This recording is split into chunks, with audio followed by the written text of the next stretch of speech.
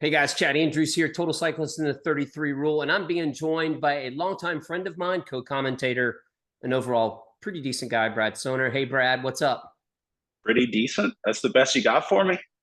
Well, I mean, you haven't started talking yet. I Good, want, man. Good to see I, you. I want to see you leveling up. We're talking about the Maryland Cycling Classic, which is coming up, which is probably, I mean, I guess you and I both can maybe agree or disagree. Of course, you and I have disagreed a lot, but we've come to a amicable, agree to disagree. Probably the biggest UCI race in the United States No since question. Yeah, certainly. Biggest road race in America. No doubt about that. Yeah, and for those of you who aren't quite familiar, Brad is actually going to be doing the live stream. I'll be doing the stage commentary, and it's completely different. But I don't know if you probably were starting in infancy, but I remember going up into the Richmond, Baltimore, Maryland, DC area on April on Easter Sunday in Richmond in a snowstorm on NBC. So like this whole like Eastern Shore, Maryland, Virginia, Richmond area kind of gets me like flashbacks of like Spain Tuft winning, and all the Colombians and all these South American teams were all scrambling for gloves and stuff, and it snowed, and that's just an incredible memory to me. I'm pretty confident Labor Day weekend we're not going to get snow, which for you and I is going to be next weekend, but it'll be warm. What are you expecting from this race now that you've looked at the course, the venue, that kind of stuff? Yeah, we got some preliminary rosters too. It's finally a chance to see our pros back racing in the U.S. I mean, we haven't had that many opportunities to see Euro pros that we watched racing at the Tour de France and Giro d'Italia and Vuelta a España right now, come back and race. And I think seeing those people on American soil is important. It's important to be able to see your heroes up close and meet them and, maybe ride with them or at least see them ride in person. So I think I'm most excited for people to be able to see their favorite cyclists in person. It's one thing to see them on TV, but it is really cool to see your favorite pro walking around the venue. Yeah, and actually Steve Brunner, who's with the event, you and I know well, he actually sent out some facts that he gave to you, which you forwarded to me, but kind of tell us some of the information that's kind of pertinent, like how many Americans, national champions, and that kind of stuff. 26 Americans. How cool is that? I mean, in an international field, 26 Americans have made it to the level where they can race at this race.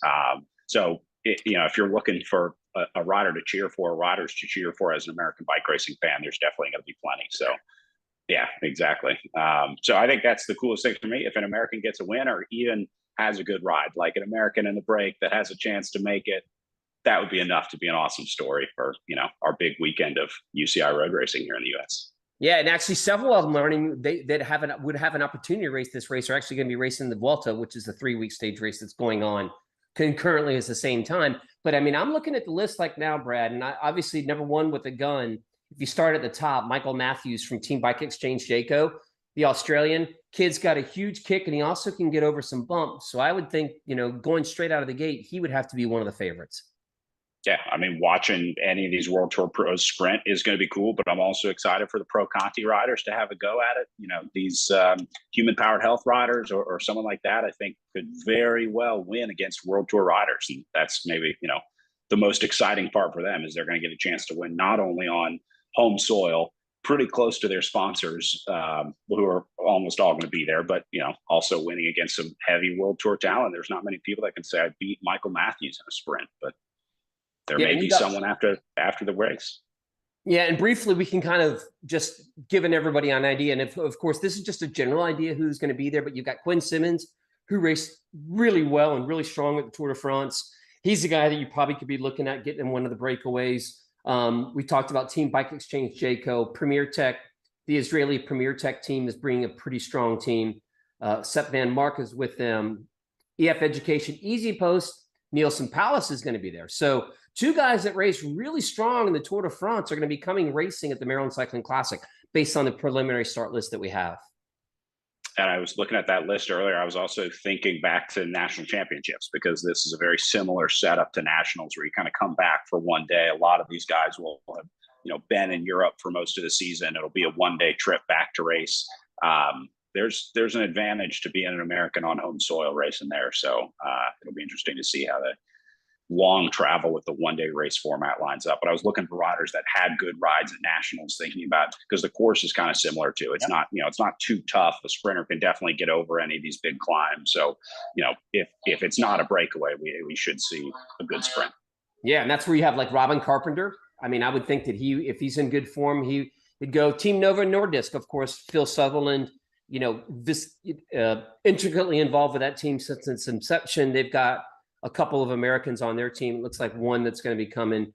Pro Touch, Republic of South Africa, all those except for one Eritrean is going to be here, along with Panama es Cultura y Valores, of course, a Panamanian team. Team Medellin, of course, Thad Fisher is going to be with those guys. Team Coratec out of Italy. Of course, Hagen's Bourbon Action out of USA. There is 2 guys on that roster, Riccatello and Garrison. And of course, Michael Garrison, kid's a stud, going to be a stud in the future.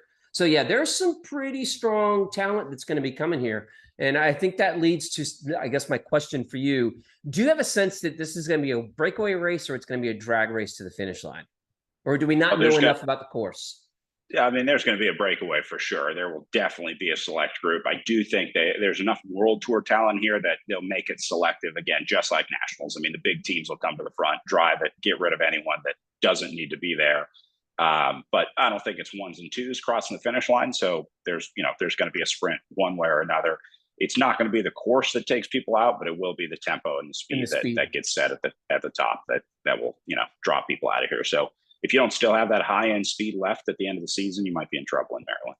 And that does beg the question, this isn't something where somebody can carry the long-term fitness after the Tour de France. After the Tour de France, if you're not racing the Vuelta, like Roglic or some of these other guys, man, you go through that transition period. It's like, oh crap, I've got this UCI race coming up. How much do I beg off my training from the Tour de France and then restart it again? Some of these guys might be able to carry that fitness for that long, but still, if you want to win it, you've got to come in pretty fit because it will be an absolute sleigh ride, my guess. Yeah, and there's going to be some guys that simply don't have it at the end of the year. There will be riders that just aren't there, whether it's mentally or physically, whether they're checked out waiting to ride on their 2023 team or just burnt out from a long season. It takes a tough rider to be able to put in a really strong, hard performance come Labor Day at the end of the season. Speaking of tough and hard, you just gave me 5 minutes of greatness, Brad. Good. That's what I'm here for. That's what we're here for. Well, that's kind of a preview that we're doing. You can check out MarylandCyclingClassic.com. You can also check out their Instagram feed with Rebecca running that, and we're looking forward to it. I mean, I'm really excited. I'm excited to find out who I'm working with. I understand that you may be working with a former Pro Tour, World Tour rider, so that stuff's all going to be happening. But come and show up at is it the Shore? No, what are they calling the? I have to get that right. I remember with the Baltimore, that area, it's called something. It's going to hit me afterwards. But anyway, it's going to be a lot of fun. I'm looking forward to it. Brad, anything else before I let you go? No, I'm excited. Get back to some good old fashioned Euro style road racing here in the US. It's going to be the biggest one. Crabs are good or no? Yeah, of course. You got to do a little seafood boil down in Maryland. You're not a crab pot fan? Well, I'm going to have to try. Got to tear the bag open. Oh yeah. I'll take you. I'll find you a good spot. All right. Sounds good. Brad Sohner, Chad Andrews. We'll see you guys at the Maryland Cycling Classic.